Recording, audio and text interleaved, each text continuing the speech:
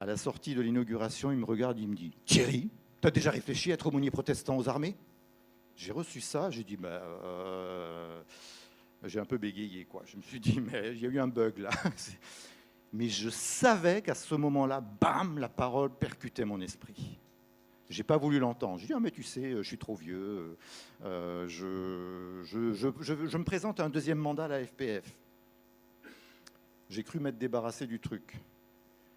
Comme je suis franco-suisse, je reçois la lettre de l'ambassade de Suisse trimestrielle. Et pendant deux journaux, enfin deux revues, c'était « Nous cherchons des aumôniers militaires dans l'armée suisse ». Je dis « Ah, ça, pour le coup, aumônier militaire ».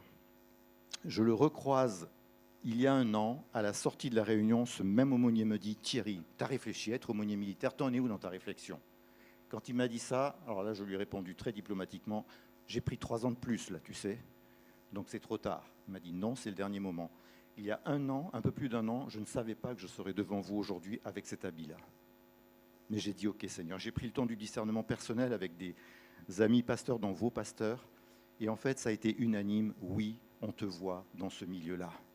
Et ça a été pour moi une conviction, une confirmation. Alors, la démarche a été longue.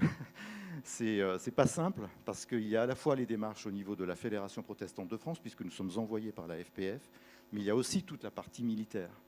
Et j'ai été sous enquête de sécurité pendant 9 mois. Donc toute une analyse de mes emails, de tout ce que vous voulez, parce que voilà, on n'embauche pas n'importe qui.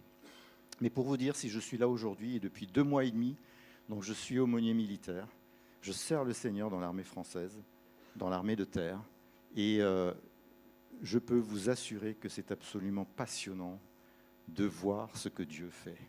Par souci de confidentialité, je ne vous dirai rien, mais je peux vous dire que Dieu m'a envoyé, et avec mon épouse, la prière que nous faisons tous les jours, c'est « Seigneur, nous sommes aujourd'hui au bon moment, au bon endroit, avec les bonnes personnes, nous disons les bonnes paroles et nous entrons dans les œuvres bonnes que tu as préparées d'avance. » Vous savez quoi ?